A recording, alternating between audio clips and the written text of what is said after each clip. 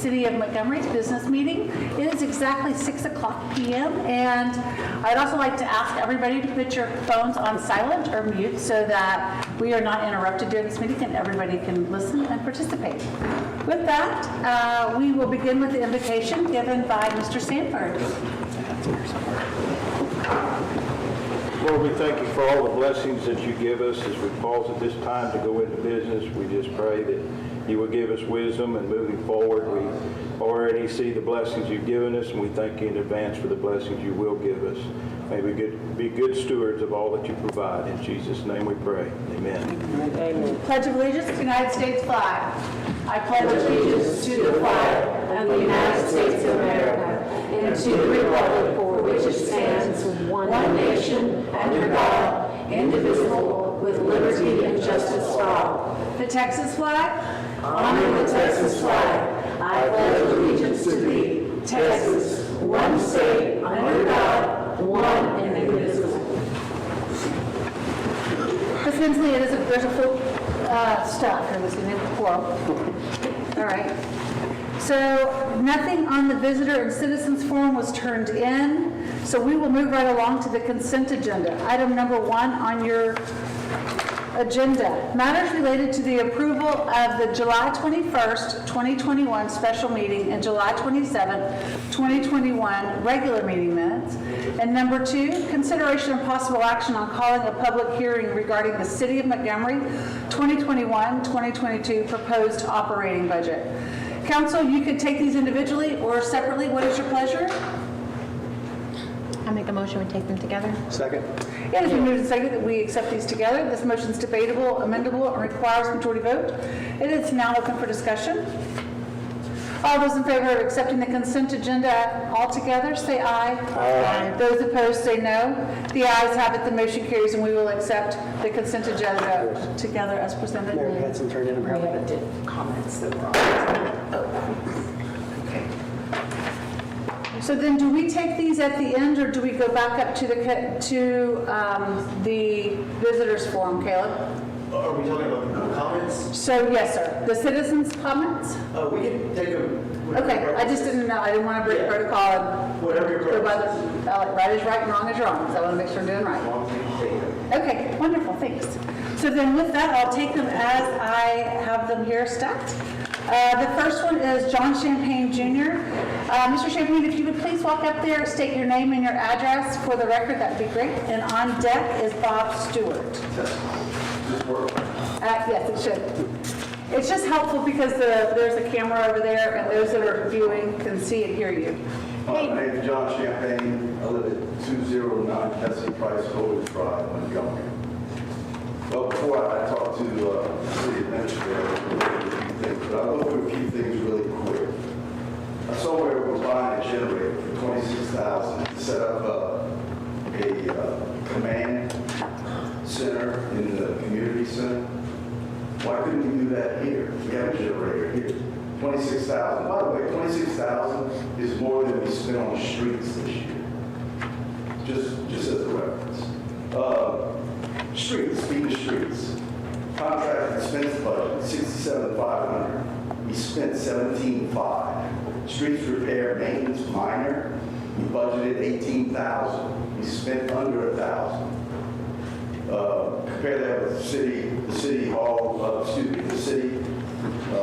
repair in the community center, almost $13,000. Clever, McAllen, Prairie, and Maine are in dire need of resurrection and some forward planning. I would encourage y'all to start looking at that so we can have people walking around without jumping in ditches to stay out of the way of the cars. Police cars, I'm not gonna go too deep into this, but it seems like we've got about $600,000 overage in the general fund, and the only person going after it is the chief. $213,000 for cars. I get it. Normally we would stagger this, but my question is, a Defender, is that the new one that's coming out, the Land Rover? Go on. That's okay. It's rhetorical. So I'm assuming it's the Interceptor. Why don't we just go to Interceptors? but I'll defer to the chief.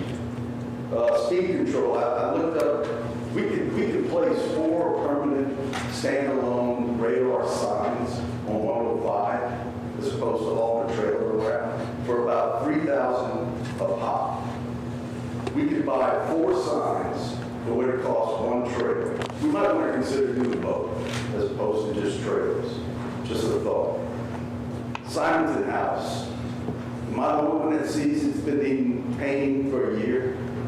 This is bad. The porch is needing repair.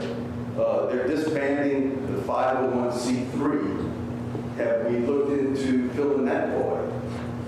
Last time I checked, the Director of Public Works is in charge of parks. Total budget for parks this year, all of them, $16,000. Ridiculous. So anyway, listen, by the way, it's really easy to be over here and shoot that way. I know what it's like to be over there, but we need to get on. Here's my conclusion. Do you see a trend in the way we spend money? Most of it's allocated looking inside as opposed to outside. Really finish? You have 3 minutes by law. I can give him one-liners. No, that's not how that works. Mr. Butler. So, I'm sorry, but it's time up. Caleb, is that correct? It's, I mean, it's your. are you close to end? If you're close to end, go ahead, okay. Yeah, it's just philosophical stuff. As an organization, we tend to look outside, inside as opposed to outside. We spent $750,000 on acreage. For what? New City Hall. For what? What's the exit plan? But that tendency to grow an organization or an organism is what you need to be aware of and keep this government as lean as it can be, not grow it, just to grow it. I'll pass that. The metaphor that I've heard that the council is a team with a head coach is wrong.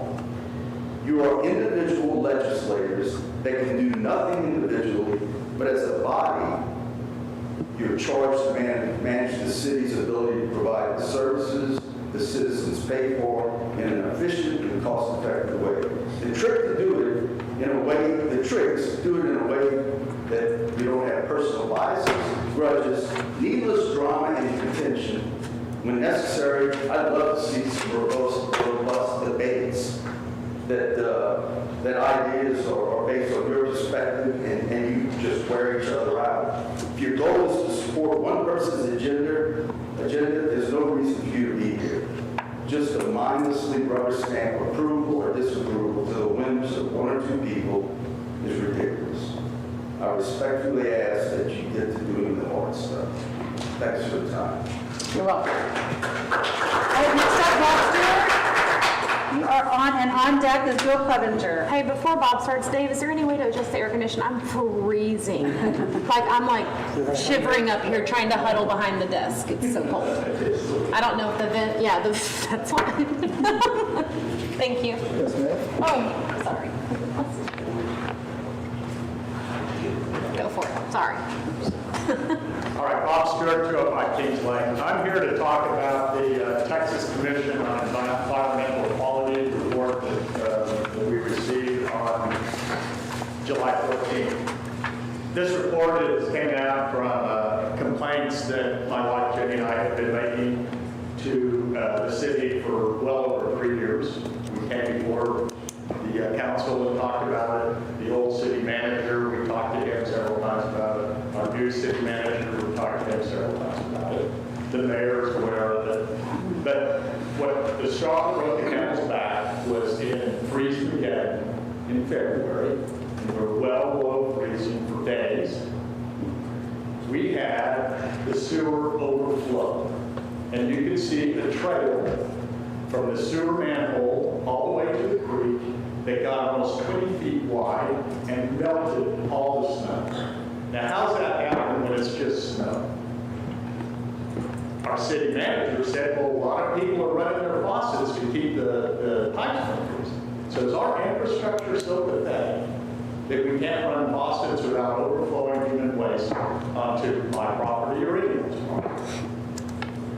A month later, in April, we went out to check on it right after heavy rain, and there was enough water. This is the first time I actually saw it at an outlet sewer. We've always just seen the debris from it. There was enough water coming out of this thing to run a slide at Margaritaville. It was astounding how hard it was flowing out. And that's the straw that broke the camel's back. So we called TDCQ and asked them to investigate it. One thing in this investigation that shocked me was when I saw that when they contacted Mr. Anthony Friedman, our operations manager, he had never heard that this thing was overflowing. It was news to him. So he sent out Cameron King to go and look at it, and sure enough, it overflowed. And then they sent out Mike Mackerel to pour Clorox on it, and to meet with Jenny and I. And in that meeting, he's the guy who had come out the first time to inspect it 4 years earlier, and now he's the guy that came out to pour Clorox on it. So what I don't understand is how this city could have this problem this long, and our operations manager be completely unaware of it. So either this guy lied to the TCEQ, maybe our city leadership told him to, I don't know. Or maybe the city doesn't give a rat's ass if we're polluting. Fine with us, goes downhill, let it go to let Conroe and take it, no problem. Yeah? Or maybe it's just incompetent management. I don't know what it is, but something's got to change, and I think John brought out some really good points along this same line. The things have got to be run better than they are. Thank you, Mr. Sturt. Next up, Bill Hollinger with Juanita Simmons on deck. Good evening, my name is Bill Hollinger. Thank you, Council. Your address, please. 388 Berkeley Drive, across the street.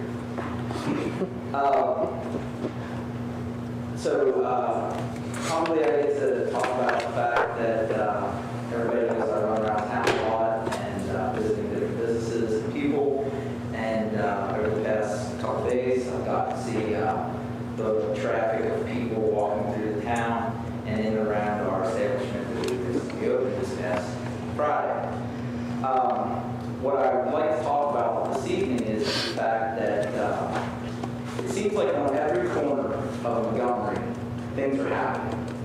Now, granted, I know we have growth coming in through big box retailers and restaurants and service industries, or restaurant businesses, establishments up and down 105. But, I've had the pleasure of talking with several of you council members, and we've talked about infrastructure, we've talked about like real jobs in the community, what we would love to see.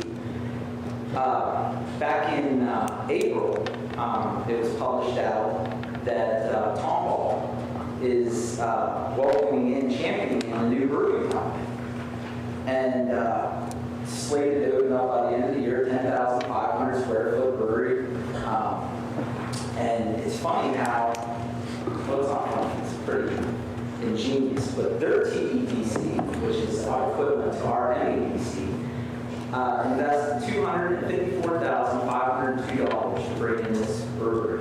It's going to create 55 jobs in its first 2 years of operation, $4 million in capital investments being placed that will generate almost $23 million over the next decade. That's real jobs that somebody can get up in the morning, head out to, and build a future on.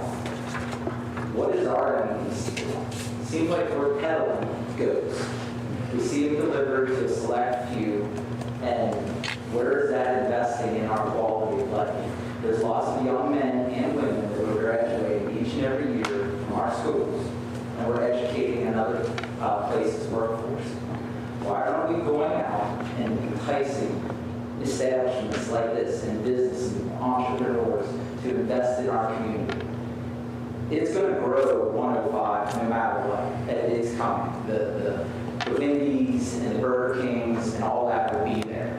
But the real jobs and the investment into the quality of life that people, and let's face it, they're up and down and around Houston and every other metropolitan area across the United States. People like brew pubs. I'm not advocating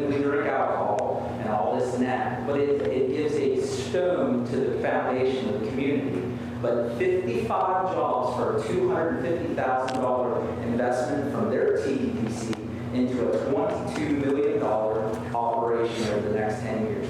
Folks, I think we really need to start looking at what we're doing with the people's money out of MEDC other than peddling goats. It's like, thank you.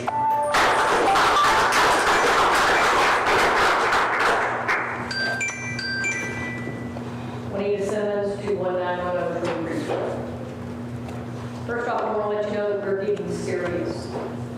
We're going to make a change. May take your seats at some point in time, not today. But we've talked to several state legislatures, attorneys, the Republican Party, the Tea Party, businesses, individuals in this area. They've all recommended that we form a PAC, a political action committee, just for this community. We don't have one. Or at least they didn't know one. What we're going to be doing is sitting back and looking and vetting the candidates for these future seats that you're sitting in right now. We're going to be looking at what your past is, what you're going to do for us in the future, where you stand for this city and this community. This is important. We want people that are in those seats and in all politics, people that stand for what we do, our Constitution, our ethics, Christian values. It shouldn't matter if you were on the left or the right. It shouldn't matter if you're red or you're blue, if you're a liberal or conservative. We all have common ground that we believe in, and this city needs that. Those of you, it's no longer about ice cream trucks. It's no longer about drunken goats. It's no longer about your dubious past. It's not what you're going to do for us in the future. What are you going to do for this city? You've heard people talking about infrastructure. There's supposed to be infrastructure money floating around. Are we going to get into that? Guys, we want to believe in you. And some of you up there have personal vendettas, neighbors that you favor, we've heard all of that. Let's talk about what we can do to grow this city and to make the place that we're proud of. I'm not proud of drunken goats, I can tell you that. It's kind of ridiculous. This is the birthplace of the Texas flag. Two individuals were responsible for that. It's questionable, Charles Stewart and Peter Pratt. Both of them have kind of a controversy as to which one, it was me, I formed the flag. That's something to be proud of. That is something that we represent for this entire state, for every member that's here. Our Texas flag. Let's be proud of it. Let's proud of this city and see what we can do to help it grow. A place that we can be proud of.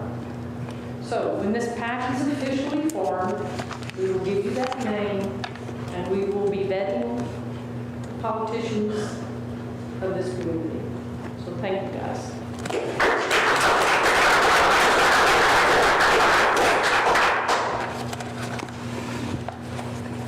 All right, consideration of possible action. Item number 3 on your agenda.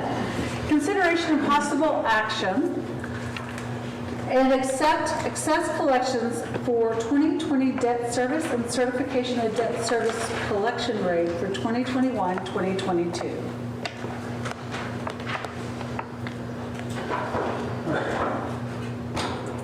Thank you, Mayor. Each year, as part of the budget and tax setting process, the Montgomery County Tax Assessor Collector provides the city with the collection rate for property taxes that should be used in the debt tax rate calculation. As is stated in the report, the actual collection rate was 100% of the anticipated collection rate. So the recommendation is for the City Council to accept the excess collections for the 2020 debt service and certification of the debt service collection rate for 2021 to 2022 fiscal year as presented by the Montgomery County Tax Assessor Collector. So just to clarify, we're accepting a 0.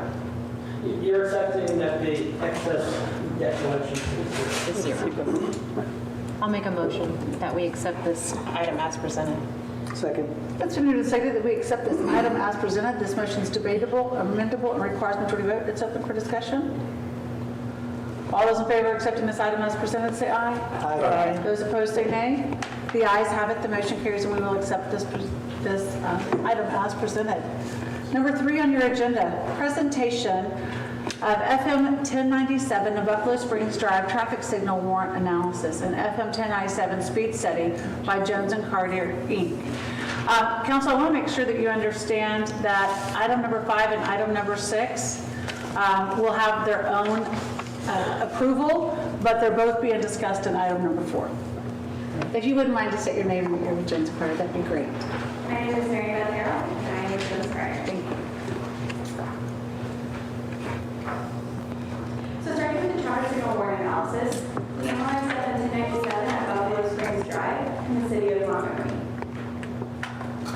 It is currently a two-way stop-controlled intersection, with Buffalo Springs Drive and Summit Park Drive being stop-controlled, and FM 1097 being free flow.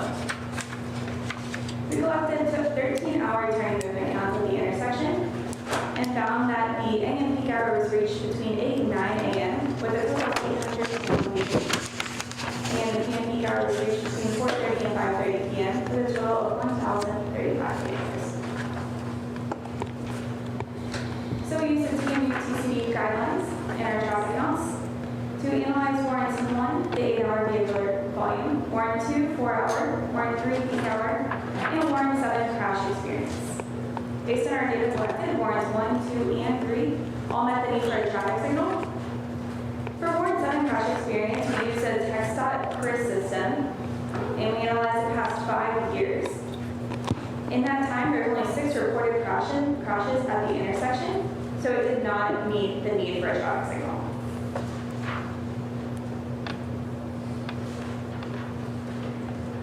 So in conclusion, since warrant 1, 2, and 3 met the need for a traffic signal, it is recommended that a traffic signal be installed at the intersection of FM 1097 and Buffalo Springs Drive.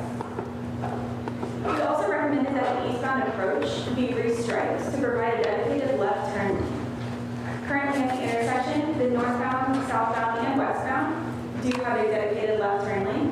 So we recommended that whenever the traffic signal is constructed, that the eastbound approach be restriped for a dedicated left turn lane as well.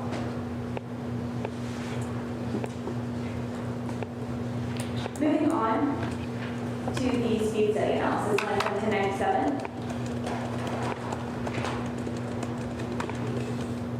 So we conducted a speed study analysis for roughly 1.5 miles of roadway from FM 149 to roughly the city of Montgomery city line.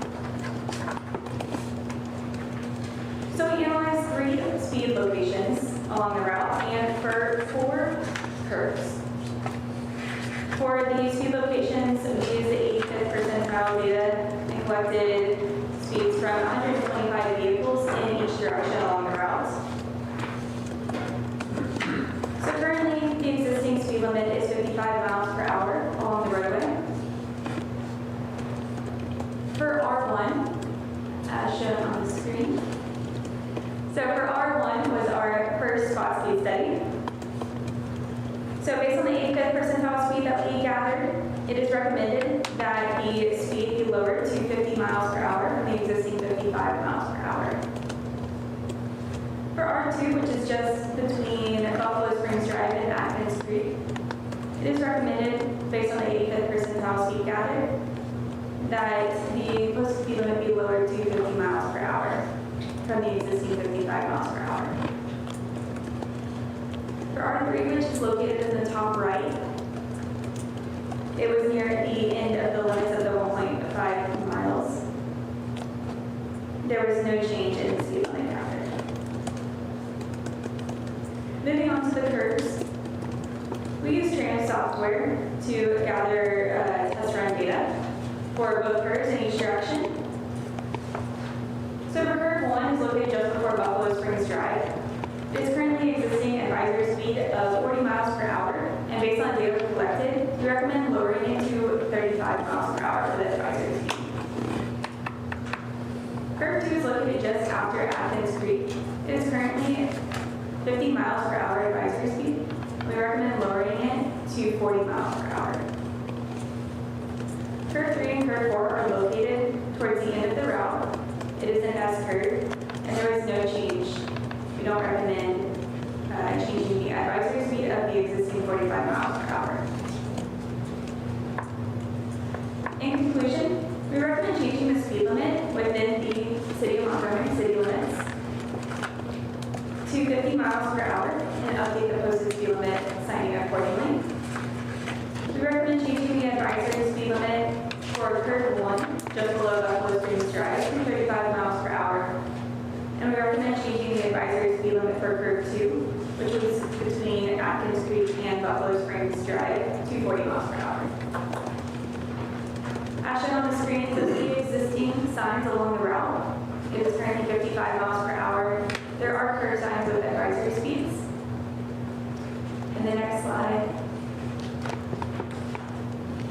So those are our proposed signs that we recommend. We recommend lowering the 1.5 mile per hour or 1.5 mile segment to 50 miles per hour, as well as curve 1 and curve 2 being lowered to 35 miles per hour advisory speed and 40 miles per hour.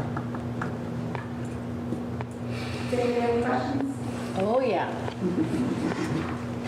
Was the fact that the bridge was out for 2 to 3 years considered in the fact that there were only 6 wrecks in the last 5 years?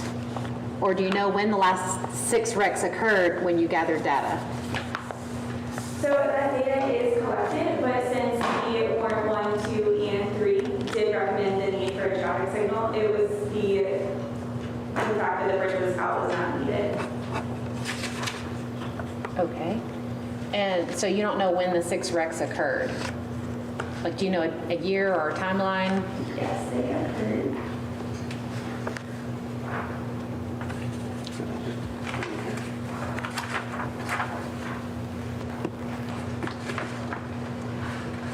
I guess what I'm trying to see is, are we seeing more wrecks now with the increased traffic? Are we seeing less than before when the bridge was open? Like, Well, I think the 6 wrecks probability in 5 on it years. with more, I mean, we just had a study done by Precinct 1 at Buffalo Springs and Lone Star Parkway. Nearly 15,000 cars a day go through there. So, and then it talked about also that north between 1097 and Lone Star, there's still like 1,500 cars that go there. I think the probability is high. Whether there was back when, I mean, the traffic here has more than doubled in 3 years.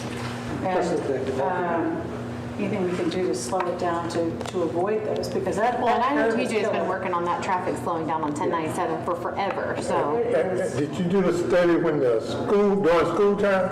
I mean, during the school year? Or was it during That was June? the traffic counts were collected during the school year. Did they study coming over the hill around from Buffalo Spring, coming from that way? Yeah. You know, when you come up that hill and come down? Yeah. So Right Buffalo before Springs, Blaze Morgan? yeah.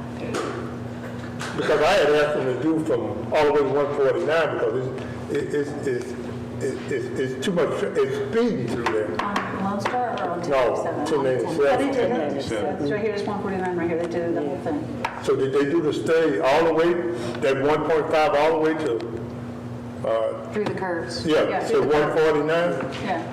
It's hard to believe. To the city limit. 1.9 to 1.5 miles. Making sure that the speed's not dropping nothing. It's not dropping, because I put cones out there just about every weekend when we're doing film to try to slow that traffic down. Yeah. And I don't know what time they're doing the study, but it's speed through there. And I don't know if I need to get the citizens, or we have to come up with a petition to the text dot or sitcom or something, but we need to lower the speed limit all the way down, not just to Buffalo Springs. I understand why Buffalo Springs, but I want you to understand why I'm looking down that road. Everybody on that street are all senior citizens. It's hard to get out. How do you drive when people speed down through there? 50 all the way from 149 to the city limit, right? Yeah. One of the things, these are suggestions, right? We can still decide what we would rather do as well. It's just the data you collected shows, on average, this would be a safer speed, but yeah, I get exactly what you're saying, TJ. Do you know what the cost is for the light, and will the state and or county help cover any of the cost or expenses? Yeah, so typically a traffic signal minimum costs around $250 to $300,000. Yeah. They're very expensive. Yep. I think that the state is a conversation, will go to the next step, will be submitted a report to the state. And then the state gives gets lots of requests for traffic signals. You know, they have a budget as well. I think the long process can be submit a study to the state. They approve it, they understand the traffic signals needed there. And it goes to their list of they would prioritize the funding, what else on the list, right? So the alternative is the city just they did design and charge it themselves. So that'll probably be a faster process, but obviously more expensive. So first step would be, or what you're saying is to reduce the speed, to slow people down, and then work towards a light? So I think we need to separate the two studies, right? So if we're done really independently, obviously they're going to correlate with lower speed, but that will help. The signal will provide gas for people to get out. So there's some benefit to the signal being there. It'll slow traffic down, stop as people we'll try to see more analysis done independent of the speed study analysis. So obviously we put a light there too. People have to slow down between the stop and the light, also we'll slow the speed down between those two. But if when they slow down there, all down to 149, speed limit would still be what, 55? No, it would be 50. 50. And you're correct. So the study we performed is based on, it's on the assumption that 85% of people will travel at a speed that's proven and safe, right? So that's what we're at 85% now. We're saying, okay, and 85% of people generally travel the speed that the road tells them is safe. So your point is also true that it feels fast enough, right? So you can't take that and use other factors to say it should be lower. But once again, we use the data we collected to say, okay, 80% of us this is what the speed limit should be because of what people are driving. Same thing with that study, you submit to the state. You can submit with a lower speed and see what the state says as well. That's what the data shows as far as what the 80% of speeds are doing. So between spot 1 and spot 2, there were 10 cars that were documented, and of those, only 3 were going under 50 miles an hour. I mean, we're going to be getting out tons of tickets, I guess. I mean, everybody's going fast there, and hopefully maybe with that light, it'll slow it down. But do you think 50 is enough? So I think speeding is weird. It's just the big You can numbers. sign it for 30. Residents do get the same problem. You can sign it for 20 miles per hour. Generally, people will drive when they feel safe and prudent, especially have enforcement out there all the time. So that's what the speed limit set are a good thing. You sign it at 40, unless you're out there writing tickets every day, people will still drive when they feel it's reasonable and safe for the road. So to your point, there's some benefit in lowering the speed and showing different speed than down there, but a lot of times people will drive when they feel it's safe on the road. Was the survey done Monday through Friday, or was it done with So the Saturday? way the speed limit study is done, it's supposed to, the way it was collected is you look for 125 vehicles. You're out there with a radar gun, you're collecting 125 data points of visual vehicles. And you're doing those vehicles as free flow vehicles. They're not influenced by other vehicles around them. So if one vehicle's going 20 miles an hour, the car behind is 120. We don't scan that vehicle because it's not telling you what the true speed of the road is telling them to do. So it's done, do they do it on the Saturdays? So once again, I think it was on a weekday. I remember what day it was, what, however long it took to collect 125 vehicles. 6:14 from 407 to 406. Like Tuesday or Wednesday? Well, one thing about that road too, the topography of it, and maybe not have ever been guilty of this, but I would say it's curvy and it's hilly and fun to drive on, especially for motorcycles and Corvettes and things like that, which is what I've observed in that area too. So I mean, if the speed limit is 50, people are going to go 55 or 60, right? I mean, if it's 40, they're going to go 50. I mean, it's, I wish everyone would obey the law, but they don't. Was that then? So, I don't know. To me, to me, they didn't get a true reading of the traffic on there because June 14th or June 15th, that was Monday and Tuesday. The reason I know because I celebrate Juneteenth on Saturday. But anyway, so it had to be a Monday or Tuesday when the study was done. The school was out then, so I don't know if it was a true reading or representation of the traffic that's going through there. Yeah, I think for the signal analysis, that would definitely impact that count because based on the volume. The speed, we're really looking for 125 vehicles. We don't necessarily care what day it is, what time, because you're looking for the speed. Have we tried signs like this that flash at me when I come to the bottom of this hill? It gets my attention. I'd like to see us do something like that before we, go for a expensive light.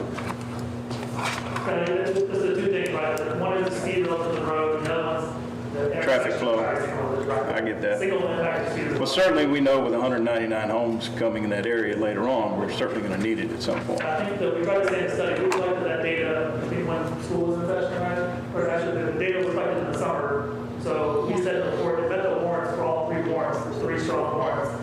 when school is not in session and additional development. So the 18 that's going to only increase as development continues. You have a tremendous right-hand turn, green lane on one of your charts that indicates that a lot of people are going out there towards Willis. Heavy volume in certain peak times. So, 1097 is being widened right now. It's from 45 to Willis, and I know it's going to be coming this way. And at some point, there's going to be a flyover at 149. Do you happen to know when that's going to be? I mean, does it, to put a $300,000 light there, and then when this is going to be widened in 18 months, 2 years, is that really worth it? So I would say that would be up to you on the side. I think Right, but do you have that time schedule when they're going to widen the I road? don't know that right. Okay. I'll tell you the timeline for traffic signal. If you tell somebody to go today, and maybe 2 years before it's up and on. The time it takes to design, takes out permitting, advanced plan review between the state and state to get it funded, and then construction time. So it takes a while, but it likes a while. Because 2 years away, I would recommend trying to get that project to 6 Chris, do you happen to know since you, I'll ask. I don't remember, Yeah, I was gonna say. sorry. in the conversations with TxDOT, our 1097 has all been at Atkins Creek. It's those improvements, but that include planning. So I'll follow up with the loan office to see what the timeline is on 1097 this far. Can we get a better understanding of when that's going to be, so we just don't put 300,000 in it? Just for perspective, so the 1097 at Atkins Creek project is until 2026. So if that doesn't include widening, that's just the culverts. So I would assume that we're obviously beyond that, this is part of, it's not part of the bigger project, but we'll ask the local office to know the next meeting. And how many years was that span of those 6 accidents? 5? Yes, it's 2015, 2016, and 2019. Okay. There we go. So then, is there any other questions, or do we want to go on, or? There's nothing needed on 4. 5 needs a motion to accept That's the right, that's what I'm asking. presentation. So do you want to, I'll make a motion that we accept the presentation as presented for the traffic signal warrant analysis at 1097 in Buffalo Springs. Second.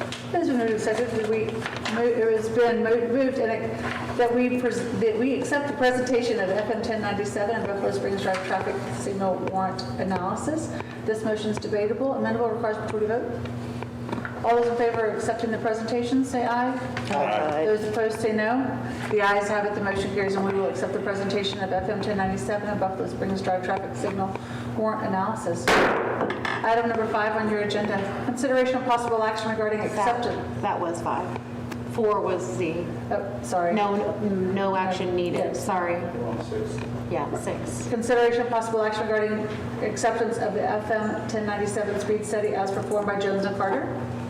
And again, just to clarify, we're only accepting the presentations. We're not making a motion to do any kind of action on this presentations, correct? Correct. Okay, so I will make another motion. Do we want to ask for just, for especially, the signal analysis is a bigger question, but it's spending money for a signal.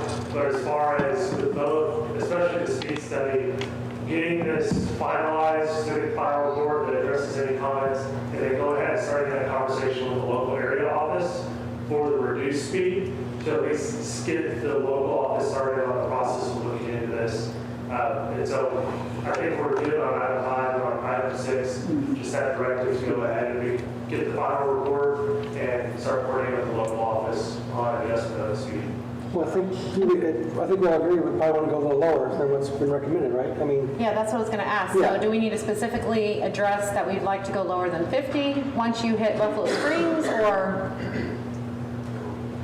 so we Because don't this really traffic accept, analysis lowered from 55 to 50, but the issue is that we have houses at front there. Right. I'll let Chloe answer that, as far as what we need to show in the report versus what we request from the next time. Yeah, so data from the speed is one data point that goes to the setting speed. So speed setting is complicated. So I think based on your recommendation, you want to control speed, make it lower from 149 to Buffalo Springs. We can modify the report to say, I don't know what the speed that is, and we can talk about that after the meeting. But we're open to, data shows it should be 50 miles per hour due to this small segment lane, elevation changes, business driveways. We recommend 40 to 45. So I think we can have a whole other report that says something like that. don't forget to add that there are residential houses that front right there. Yeah. Not just businesses and driveways, there are people's homes. But it's tough to get out of there. Yeah. Then it's tough on the weekend when it's a That's right. funeral, because people park all on the highway, some kid run across there. It's, It's coming into a T intersection, too, so it should actually slow down. So. Yeah. Matter of fact, Chief, what would your recommendation be, Chief, and what do you think? you know, You gotta go to the podium. sir, I so don't they know if can they see. do these, I don't know if they do these studies. You gotta go to the podium. Sorry. Thank you. So Online that can hear. online audience. He did a study. I'm not sure they do these studies, is it just for to put the red lights there? Because when we've got some of this machine out here, does studies, and we put studies on that machine. 1097 is one of the streets we did a study on. And about 85% of the people rolling down 1097 are actually under the speed limit of 55. But you'll get those people each day that will do that speed. And so when you're talking about on weekends, what we'll need to do is we can do those speed studies, but we can also enforce those speed limits. Because you're getting the speeds, like I say, 85% of the people from the studies that we do are actually going under 55 miles an hour. It's surprising. It's not what this data shows, that's interesting. No, it This data shows opposite. Well, it's that show, yeah. Yeah. Yeah, so it's had three of them that were in the 40s, and then the rest of them were well over 50, up to 60. So on their study. Yeah, interesting. Okay. Well, we can definitely enforce that. Maybe TJ can let you know when there's a funeral, and we can just have you out there hiding behind the hearse.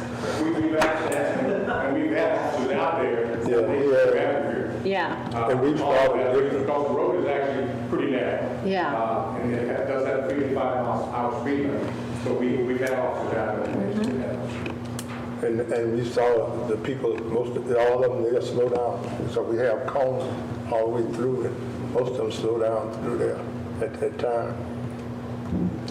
So what do you think is safe speed, TJ? 45. Okay. So I'll make a motion that we accept item 6 as presented with the amendment that we move forward to reduce the speed to 45. A second. I just wanted to say that we accept item number 6 as presented, along with amendment to request the speed to be at 45. This motion is debatable. Amendable requires majority vote. It's open for discussion. The reason I say 45 is because no 5 houses come through there, and that's the speed limit they recommend, that the people ask me to present, and they recommend it. So we say 45. And all of them are old, elderly like I am. No, that's fair. Can we call you elderly from now on? Yes, All those in favor of accepting the item as presented along with the amendment of a recommendation of 45 miles an hour, say aye. Aye. Those opposed say no. The ayes have it, the motion carries, and we will accept the item as presented along with the amendment for 45 miles an hour. Item number 7 on your agenda. Consideration of possible action regarding the purchase of an emergency power generator for the City of Montgomery Community Building located at 14420 Liberty Street. Earlier this year, city staff met multiple times to review emergency procedures and processes and implement recommendations and changes as needed. This followed the freeze that we had in February and some of the difficulties that resulted from that. Those meetings frequently included MISD, who cooperated with the city on the warning center, and ESD number 2 as well, and included also the mayor at times, also personnel from the NEPC. One of the items recommended, was the possible addition of a generator to the city's community building, in the historic downtown area, so it could be utilized as an additional emergency shelter or command center in the event of an emergency with extended power outage. The idea of it as a potential command center would be more than just the city police department if there was a need with ESD or other outside personnel. Primarily, we thought that the more greater use would be as either normally for us in the summertime as a cooling center for those, if we have power outages or those who have proper air conditioning in their homes, and they need protection from heat, but also in the wintertime, as we experienced here with cold weather, it could have been an opportunity for a warming center, As we know, with MISD, the closest school that we were able to work with them to open a warming center back in February was in Warrant. We would have a property equipped building. Montgomery County Precinct Number 1 was not able to open up their facility off of Lone Star Parkway at the community center there. So we received 3 quotes for this work. They're listed there. The recommendation was for generators in Houston, which has the lowest price and the most detailed presentation. Regarding that, Richard, real quickly, the recommendation was for $26,703, but yet on the discussion, it's $25,703. Oops. What's the amount? Sorry, that's a typo on my part. Chief, you're the one who gathered these prices. Do you remember the correct price, or I can go pull the paperwork off my desk? So is it, if we do we say up to $26,703 so that it would cover the 25 if that's the right price? The 25 number is correct. If you approved it as up to 26, it would cover it. We would be paying off of what was there. I apologize, I missed that in my review. Were you able to talk to the school district at all in regards to partnering with the school to do a generator? We had multiple meetings, and they don't have generators. The only one that they had was at Madeley. Right. The high school has them too, and they were down. And that's the only generators they have. And no churches had generators here either. But I just feel like, would it be more beneficial?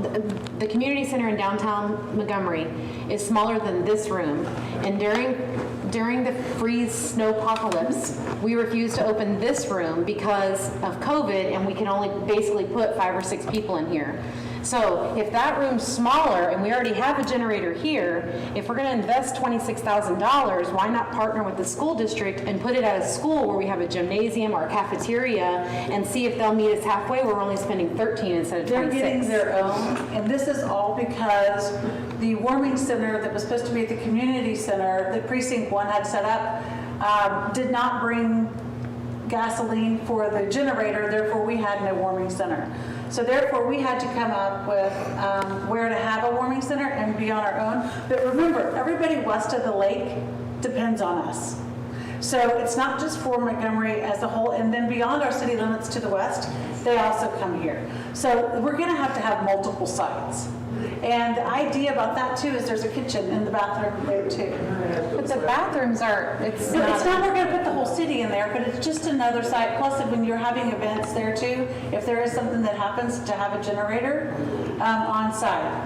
And the school is getting generators. I don't know if they're gonna be approved through their bond or however they're funding them. But for a city building, it's this one and that one that we have. And that's the idea of having both of them be able to house people that may be in need when we have a hurricane, when we have a snow issue. But that community center, the bathrooms are dilapidated, and that's being fair. Oh, right. That's being really fair. So if we're going to put $26,000 into that community center, I would rather a rehab on the kitchen and the bathrooms to make it more functional. The only bathrooms that are functional are the outside bathrooms, and even that, we had sinks falling off the walls last month. So There's no way we can partner with Robert Walker, Precinct 1? He wouldn't do it. So we asked to have the keys to the generator and that we would fund keeping up with it and keeping it, and they said no. And I said, well, your plan failed and you want to continue with a failed plan. That doesn't work. We need to revisit with him. Well, they're not, we've already been visiting, yeah. Oh, yeah? So, and if that gets to open, if they have gasoline next time, that would be optimal, right? That's a great place. But in the event that it doesn't work and there is no gasoline, or that something fails, what's plan B? And we had 4 or 5 different plans, and we're thinking on the fly throughout all of that. We were relying for that freeze, for the county to open that center. And we found out very late into the freeze, it was not opening when we expected just hours before it was open. It was a last minute item trying to coordinate with MISD, to work with them to open up the facility. So, the city really owns 2 buildings that are significant for use. This one at the community center. This building is needed for operational use. And, and city staff, to be able to work here. So, we can shelter, we could shelter some people here, but we also often have to be able to work here, especially if we have, have a long-term emergency. So the community center is a place that we can designate, that we own, and that we have control. What we lacked during the emergency was control, because the facilities we relied on, the other entities we relied on, the county, they weren't able to open. And MISD worked with us, but that facility turned out to be well out of the city. They are looking at getting more generators for their schools. They're on a different schedule than us. That will take much longer time. And if we were to partner with them, even if we split 50-50 a generator for a school, that would be many times more expensive than a generator for the school. Well, and A whole lot more people too, though. I mean, just as I say, I know, but It would, but you're talking hundreds of thousands of dollars, and Right. the MISD is not positioned to make that purchase. Now they're beginning the processes for a school bond that will potentially rehab a number of schools. They have to have studies. They have to have an election. Sure. I'm not sure that'll be in place. I just wondering, have we approached them to ask about we've splitting? been meeting with them for months. I just went into Matt, the parent teacher night, and he said this is news to him.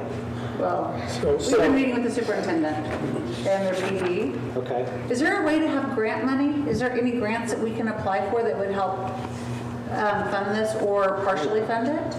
There's always that potential at the moment. We haven't yet found that, but we can. It's been a couple of months since we talked to our grant administrator. We can reapproach them on that. Does MEDC want to fund it? It could be a question we put to the You can PDC. put it to them. They're sitting on the highest arrears and not moving, so. Let's bail them out. So even if we got the generator there, would it be first come, first served at the community center, or just Montgomery? I guess it becomes, People? yeah, well, no, we can't, I mean, we're not going to I decline. know, I'm just asking. That's not true. If you get to fire marshal standards, you'd have to turn No, people I'm not saying, away. but regarding to where their address is, if they're outside the city Yeah, limits. Sure. we but can it would allow be that. first come, first served. Of course. Yeah. I would like to see something, I would love to see some sort of amendment or some sort of change, maybe we can revisit this, where if we are going to do a generator type situation over there, like a couple of folks have said, get the community center up to snuff where it could handle, Yeah, we did one there. I don't know, the bathrooms, making it more sense, I guess, for We me. could certainly, could we not put improvements on the roadmap to get something done by the end of this year, to bring it up to standards? Yes, I mean, we can fund other improvements to that building on a separate item. Yeah. Follow along with this imperative. Because I do agree to have a generator for a building that's not, don't know to play up to code, but it's not in the best shape. And just to clarify, no motion on this agenda item means it falls flat and we move on, correct? No action on item means there's no action taken on item. Yes, you can table it or make a motion.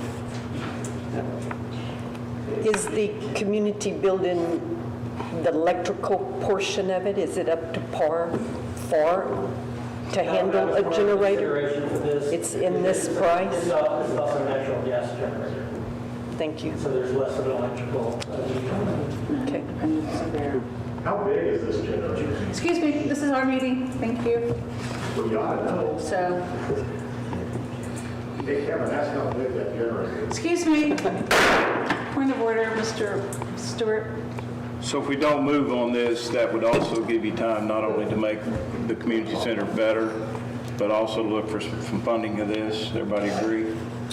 Say that one more time? So not moving on this, making the statement, we need to do that anyway. We need to upgrade the community center anyway.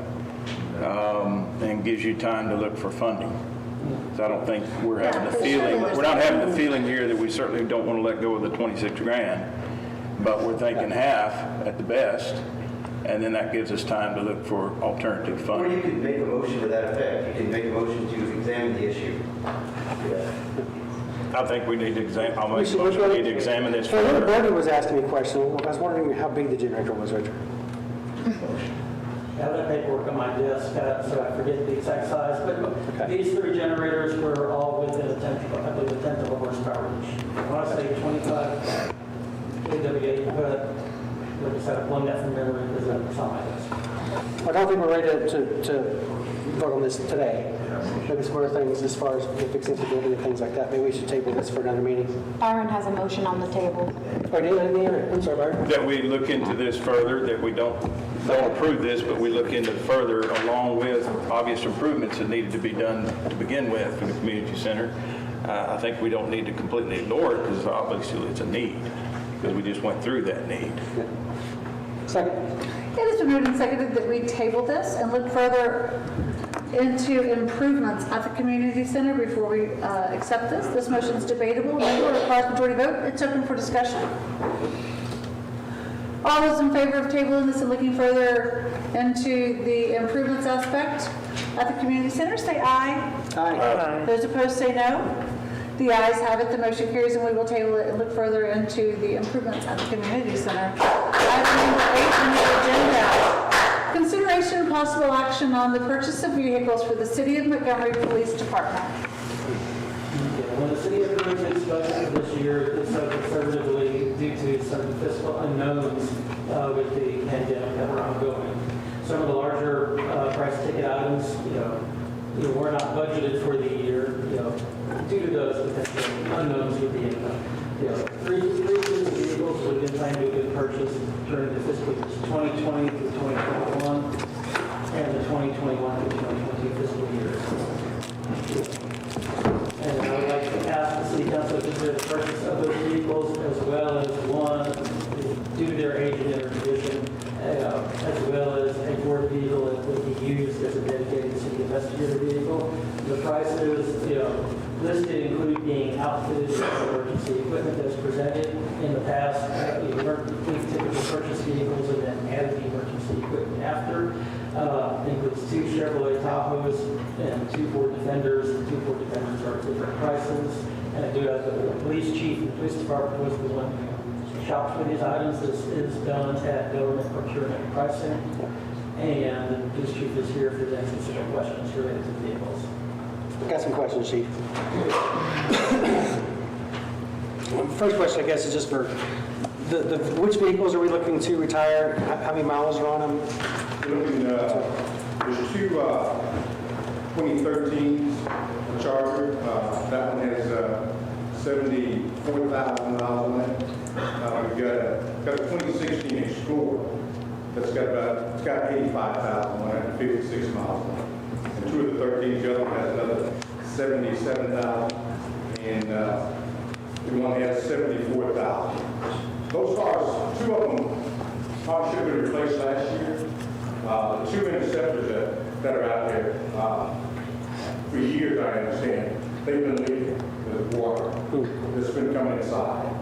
Once that water gets in there, those doors and handles on them, everything's falling off. And it's really just time to rotate these vehicles out. Let's take a We look. had cars in last year. Going through, trying to replace the one. And we didn't put any in last year.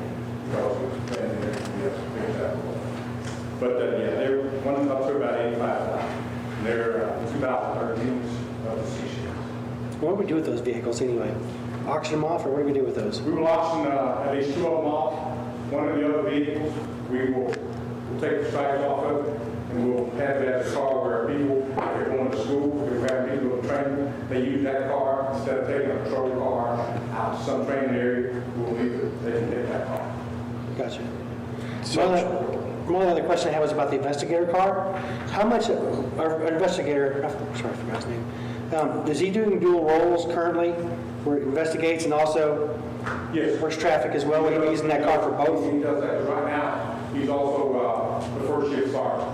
Due to some things we had to do and make some different moves, he's also the first shift sergeant. Okay. That vehicle that doesn't have all the things on it the other cars. That Charger? The one that came in about $40,000. Yeah. That's that Charger, right? The white Charger? Is he driving that one? Yes. Yeah, we've seen a couple of those cars, and the cars are, very few cars are in some bad shape, I know that. really bad shape. Yeah, a few of those. So, Chief, towards Kevin's point there, June's budget, we spent $12,500 plus dollars. 9,000 was listed as auto repairs, several invoices. Tires was 1,900, that's just maintenance. 2017 Tahoe had an AC problem. So with that 9,000 and that AC on the Tahoe, is that some of the things that you would not expect in normal things to happen? So it's indicating that it's on its last leg? Is that why we spent so much? On these particular vehicles, we spent about $7,717 Just on those. What is the average life of a vehicle on the PD? Just average, not holding you to. Is it 3 years, 2 years? Average police car with one officer driving is about 65,000 miles. What's the difference in the two Defenders, the $15,000 difference? That's the investigator car that doesn't have as much equipment loaded on Yeah, it. that has all the equipment. The other car is an Interceptor. That Interceptor, Defender is the company that these cars are coming from. That's not so it's not an actual car. Defender is the company. We've got an Interceptor coming from us now. That's what it's Gotcha. So we do this, how many police officers, or how many officers or cars, interceptors do we have? How many cars do we have? I'm sorry, I got all twisted up. How many cars do we have once we get these and get rid of the other ones? We have 11 cars. Okay. Each person has their own patrol. And then next year, for next year's budget, are you typically going to rotate 2 cars out, 2 cars in, or are you set for this year? Next year, how does that What look? we're trying to do is, we're trying to rotate cars out every year because this is the year that we'll rotate some cars out. Next year, we won't rotate any cars. Unless we have a car that's just tears it out in the street now, we won't rotate any cars out. Some people like to rotate cars out each year, take the car and roll it out. But if we got cars that are in good shape, but you have to know also, they're being driven by one person. So they shouldn't be, it shouldn't be any bad condition. Something that we can take care of. I guess my only question is, we're still trying to understand the detective car. So he's doing dual roles, so why would his car just go ahead and have all the stuff on it? Because it's an unmarked car as well.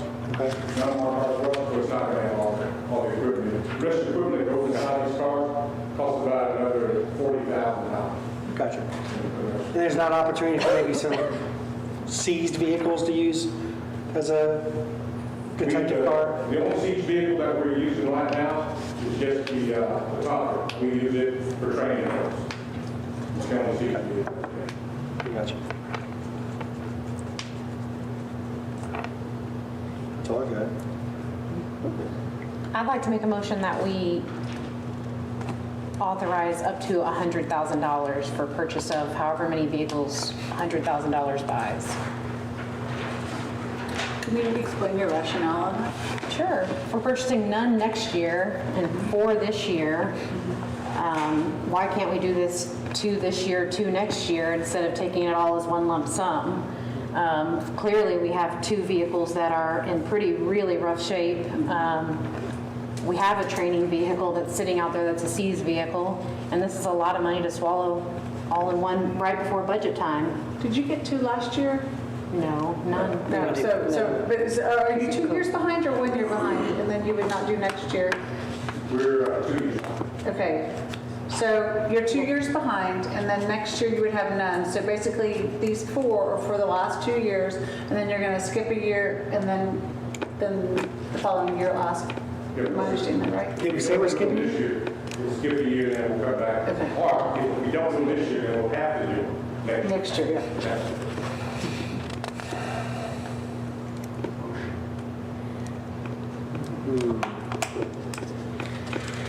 I like the Tahoes, the 2 Tahoes, for sure. Would it be unrealistic, Chief, I know it'd be nice to have that on now, would it be unrealistic to get the 2 Tahoes this year and the other 2 Defenders at the beginning of next year? Could we make it, is there an advantage, disadvantage either way? This is not just for Chiefs, for everybody. Richard? If you look at what the chief has asked for, though, he's very conservative, and this is our law enforcement, this is our safety, which should be one of our #1 priorities in this city. Oh, I totally agree with that. And I think if you've been in any of those cars or looked in those cars, quite a few are dilapidated. It's embarrassing, quite frankly. No, the two that we did You not don't- need at the same time, we'll work whatever we can. Yeah. Oh, that, what's your most urgent then? If you had to pick the most urgent for now, getting into maybe the next year's budget, looking at it in the spring or whatever, what would you say? Most urgent, I would say all the cars. We could get by with all the cars with the exception of the investigator. So 40,883.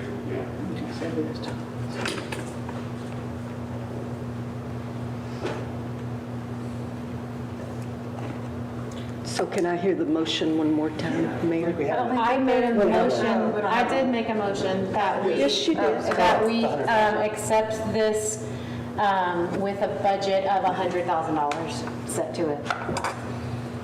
However, the chief decides to spend the $100,000 on two said cars, or would be up to the chief. Without the investigator car, it's $174,297. So you're either going to need a second to the motion to consider it, or that motion, if the motion gets in a second, it dies, and then you need another motion for it. Or somebody can make an amendment to the motion and adjust the amount to what they want it to be. I make a motion, we adjust to 174,297, take care of what you need, which is most urgent in this budget. I'll second that. It has been moved and seconded that we allow Chief to make the purchase of the vehicles for the City of Montgomery Police Department up to $174,297, which is the Tahoes and the other car without the investigator car. This motion is debatable, amendable, requires majority vote. Open for discussion. So we're leaving out the investigator? For now. For now. Yeah. He has a car, he has a Charger got right now, so we're just not replacing that one Right. right now. So it's 40,000 on there.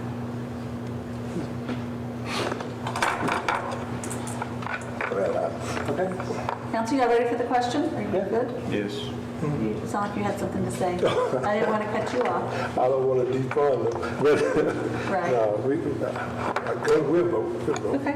Just making sure you're ready for the question. I didn't want you What do you think? to not allow. Anything else you want to add? What do you think? No, I'm good, but I want to do the whole thing and be done with it and go into next year. It seems like a lot of auto dealers having problems getting vehicles on lots now. So what's saying that's coming on that we won't put you in a bind at that time? Some of them saying it's hard to get some kind of chip, or you look at a lot of parking dealerships, they all spread out because it's very few They've been hard to vehicles. get, for sure. So, and it seems like we got another thing coming down the pike. But I got one more. But it's important. Yeah. You're- That's it. All those in favor of accepting the purchase of the vehicles for the City of Montgomery Police Department for a total of $174,297, say aye. Aye. Those opposed, say no. No. The ayes have it, no, it's a tie. Is that right? No, it's a 3-2. Was it these two? Okay, sorry. Okay. The ayes have it, the motion carries, and we will, I'm sorry? Somebody talk. Roll call. I was like, Roll what? call. Okay, sorry. Who Roll said call. aye? You did? And you did? And then who said no? Nay. And who else said nay? Yeah. And then you said. Do we have a roll call? Okay, so that is two. three? Okay, I know, it was confusing. I thought I heard 2 and 2, sorry. Okay, the ayes have it, the motion carries, and we will accept the purchase of the vehicles for the City of Montgomery Police Department for a total up to $174,297. The next item on your agenda is item number 9. Consideration and possible action to purchase 3 mobile traffic control and messaging signs from all 3 traffic solutions. Okay, as part of Traffic solutions. meeting with emergency procedures was several discussions on improving messaging and direction. One of the problems that people had in finding the emergency shelter was not being familiar with some of the areas, and then not having signage that was ready. So in discussions with the police department especially, they identified several mobile signs that we could use that would be appropriate for emergency use, programmable for changing, and also be able to be used on a day-to-day basis for traffic direction additional signage that would be utilized for a variety of functions. And in this particular case, these signs could also be used for traffic directional changes with festivals or other items in the city, Christmas parade, anything that might be necessary to redirect traffic. As such, MEDC, budget amendment has set aside funds that would cover, for half of this. If this is approved by the city council, then it can go on the MEDC agenda for the meeting next week to go ahead and authorize those funds. As that would be an expenditure of $10,000 that would have to come back to city council for the city council to ratify. And these were selected, as I mentioned earlier, by the police department as being the best items that would fulfill those items. I would imagine for the funerals, we could easily have these put out there for the funeral to slow traffic, correct? So that we don't have to have people standing out there as well. Be one use for them. How big is the problem of people finding directions around town currently during festivals and whatnot? On a regular daily basis, there really isn't a significant problem. When we do have, when we have the Christmas parade, we're redirecting traffic, around the loop, around the town. The last couple of years, we borrowed signs from other entities that we were able to get after calling around. That's not always an option, but we were able to get for that.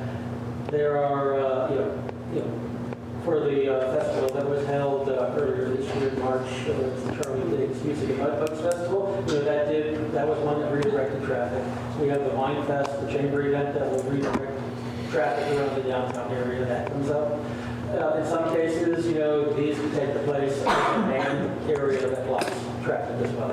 Because as of right now, that's what we have. We have a police officer, or at least a car, with cones blocking and someone kind of... That's one item. Chief, do you have anything to add to that? That you might have more specific knowledge of? We're talking about these message boards. These message boards they'll do a number of things for the city. We're one of the major things that we got during the snowstorm. People were saying we didn't know where the shelters were. We didn't know where this was at. We had no information because everything was down, so we couldn't get information. People would ride out on 105, where's the shelter? Well, we had no way of letting them know that the shelter was down on the other end of town. So, and the message boards will also help us. If we've got accidents, if we've got an accident on 105 or any street, that message board can go down to where the detour is. But that's a detour because accidents there. These message boards will help us doing all these, any of these festivals or the activities that this city's having, and on a day-to-day basis. We've got construction going on here. Those message boards will give more on construction as well, accidents, and any number. So currently, how many do we have? We have 0, is that correct? Or we have, I know we have the one with the speed limit, but no message boards. And we have a small message board, one where you see distracted driving. And what size cities, typically our size, give or take 2,000 people is kind of what I've heard. Typically, how many of those do we have typically? Do you see in other cities? It's not so much the size of the city. Or traffic count, or high it's traffic. it's about the traffic flow. It's about where you need those message boards. We're talking, doing the emergency meetings, we talked about where, if you had 2 of those message boards, we would go a long way in getting our message out. If there's accidents, if there's festivals, if there's things that where needs to be detours. It's not necessarily the size of the city, Right. but we're talking about the fact that it's coming to the city. Correct. If there is an accident that we need a message board for, how long do you think it would take an officer to come to City Hall and pick it up and take it out and program it and set it up? And Those message boards can be set up from the computer inside of here, take it down to the end where it needs to be at, probably 5 minutes. otherwise, if we have an officer blocking traffic. Yes. That may be a significant wreck, wouldn't it, for even We'll still have us to that have? control there, because even that message board just gives people the opportunity to make that turn before they get caught in traffic. So we'll still have 3 vehicles there, if that's the case, if it's an accident. So on page 131, what is that 8,384? Is that a cheaper option? It kind of looks cheaper. Maybe the same type of stuff, it's just cheaper or something? I think that 8,000 pricing is for the top one, not the bottom one. Is that the top one? Because none of the other ones have a itemized cost. But if you click on the see option tab, it takes you to the price of each item. Okay. So that lower one is 4,400. Yeah. So each one has an individual price, but you're recommending how many signs in general? Three signs? We're looking at three there, and what you see here is not one of those next rules. Okay. This is more a speed rule. It's not to be purchased. Yeah. If we end up having a shelter type situation, permanent community center, wherever it ends up being, would it be possible to have permanent signs saying shelter, placed along 105 or whatever? Yes, sir. That was one of the main feedback we got after the show. No, but I'm saying if we have a designated shelter area for up in Montgomery, Texas, just permanent signs on the side of the road that say shelter, take a right, whatever, that kind of thing. Not necessarily a signboard, just permanent signs letting people know. Just like I grew up down south in Alvin, we had hurricane evacuation route signs on the side of Highway 6. You knew where you were supposed to go if there was an emergency. Could we have something like that here in place? Yeah, the difference is you having a permanent mounted sign like that doesn't tell you if it's actually open or closed. Yeah. There's another announcement notification that's to make some of the people know what is open and what is closed. Besides Facebook, right? Not everyone has Facebook, I get that, but to see websites and Facebook and that.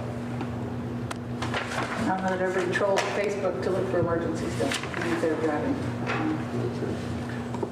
So there's a lot of options here that total way more than $44,000. What are the three signs that we're looking at? So on page 130, Yeah, 130 is where they start. Yes, one of them is 19,000. The top two right there are 19,000. There's one that's 33,000 all by itself. It's a truck mount one. Well, he's going to ask for it. Do you have the actual estimate that we gave you? So these are not. these aren't the signs? The city manager asked that we use these for examples of what you should be looking at, but those are not the actual prices of the ones that we, I gave him those.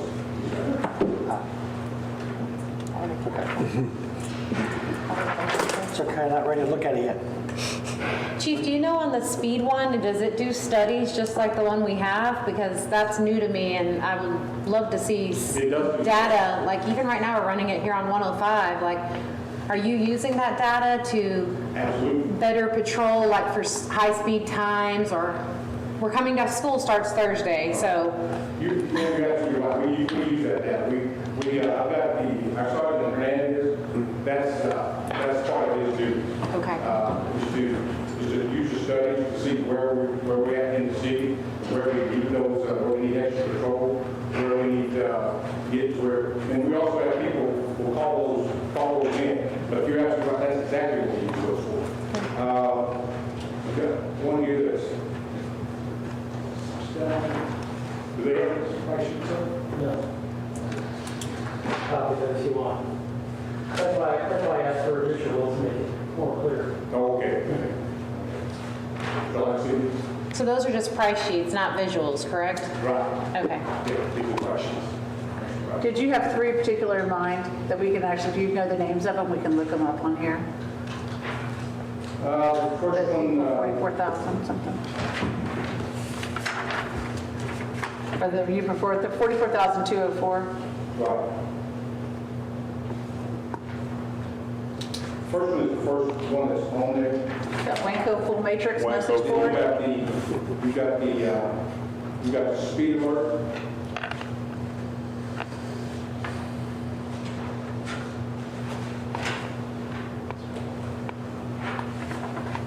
There's two different speed ones on You here. got One is a Decatur Electronics on-site 300 MX and one's a 200 MX. Both. you got the message, Just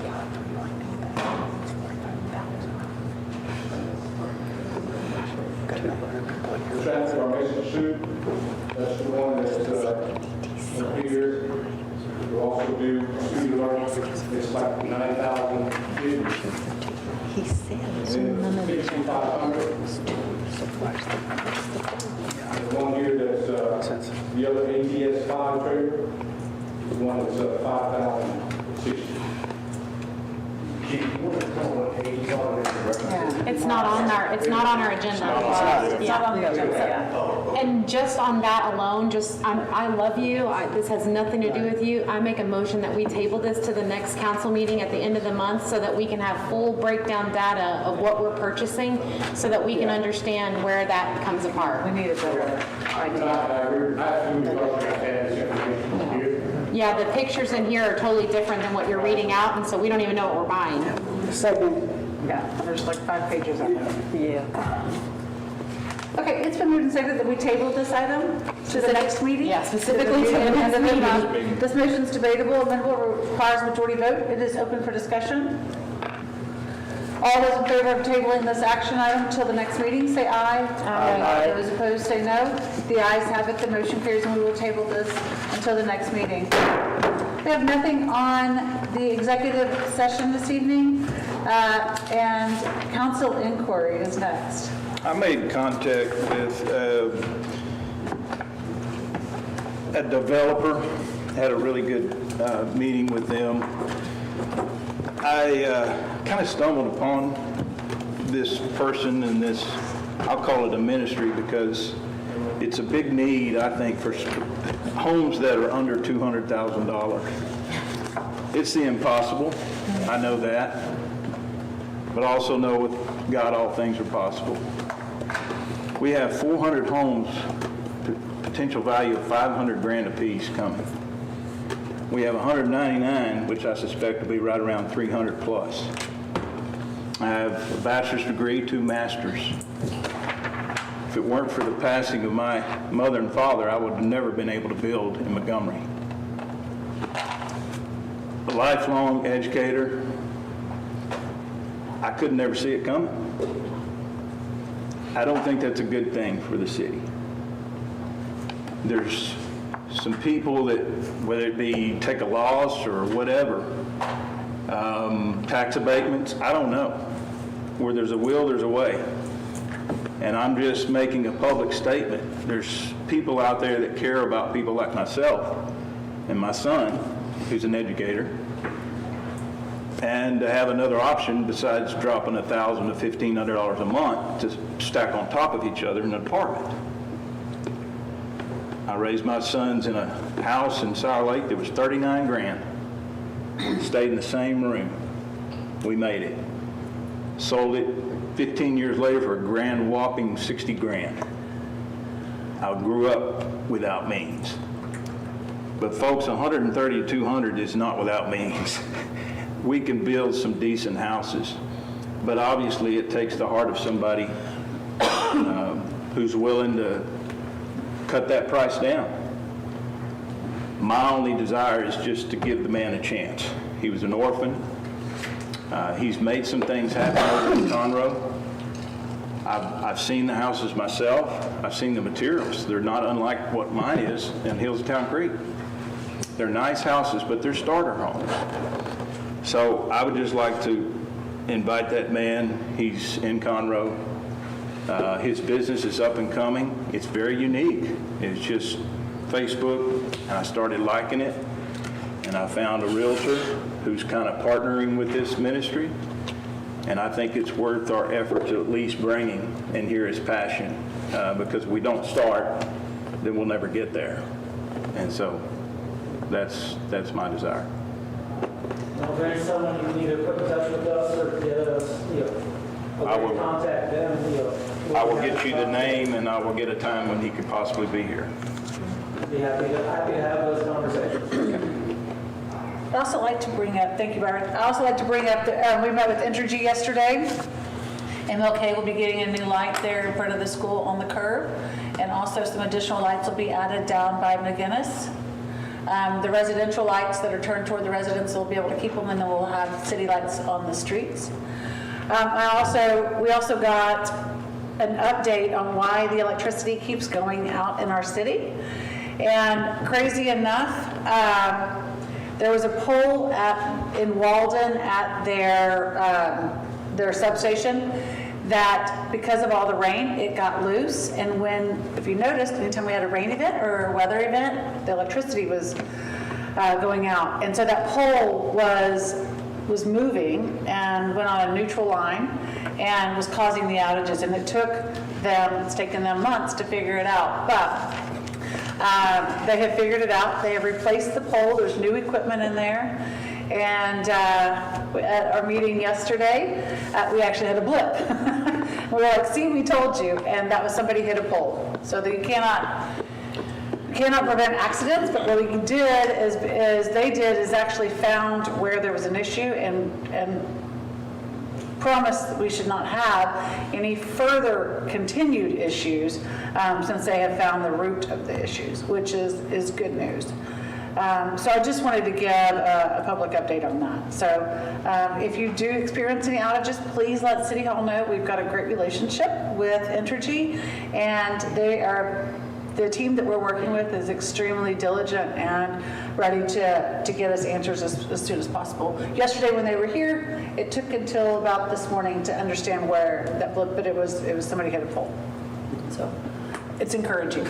And there's a ginormous tree in front of Wings of Montgomery that's literally hanging over a power line. Can we make that on your bucket list? So we can certainly report it. I know that there's a pole that's about to break over here on 149 and they're the top of it. And they're also, I was told there's a resident who's called about that 2 months ago. And that's on the list to be repaired this week or ASAP. And does the city have a contact with Mid-South at all or no? I don't know of any Mid-South contact. Richard, do you have a Mid-South contact? I don't, I believe Mike does, so. We have streetlights down Old Plantersville once you cross the railroad tracks all the way up to City Hall, but we have no streetlights on the other side of the railroad tracks, and that is the thoroughfare for the cross country and all of the athletic programs for the high school, and they'll be running in the dark hours of the night, and that's where we tend to have all our speeders coming into the high school. So it would be nice to see if we could get a Mid-South contact to put some kind of lights along Old Plantersville from the railroad track all the way back to the high school. Yeah. So, yeah, good luck on that, for sure. We'll reach out and jump that. Yeah. Mayor, if I could make a couple quick announcements. Sure. In October 6th through 8th is the annual Texas Municipal League Conference. If any of the council is interested in going to that, I've already heard from a couple of you, let Susan and I know, we can make the arrangements for registration for those events. While I was out, the correct figure on the generator that was asked about was the 25,000, not the 26,000. They were just doing it. Okay. That council knows that. And the city secretary asked me to just make sure it was announced for the record. It was at the consent agenda that the set time and date for the voting public hearing is September 14th, 2021 at 6 p.m. in this room, Montgomery City Hall, And that's the public hearing for what? I'm sorry, I'm having a hard time hearing you. It's distracting. That's the budget public hearing. Budget public hearing, sorry. I couldn't hear you either. There are a variety of a series of items that are just budget taxes that are required by law that will be coming. Chief, can y'all conversate Yeah, in the can you hall? step I can't outside? hear. It's really hard to Sorry. hear. Thank you. No, we couldn't hear. We can't hear. Do we have a public hearing set yet for the food Nobody truck wants to. We just want to ordinance? conduct business. Do we have a public hearing set yet for the food truck ordinance? No, we're working on scheduling for that. Caleb and I were discussing that earlier today, and we'll be discussing that again tomorrow, setting the schedule out. Council, we, as a staff point, cannot call it here, that's something council will actually be the one to call. But it's being set up as council requested as a workshop, not a public hearing, to be correct.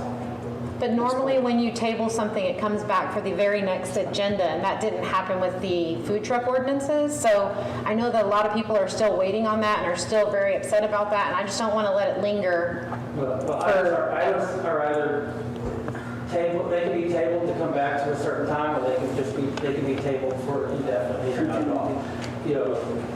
For council to ask us to table that and set up a series of items, that's what we're working on to bring back.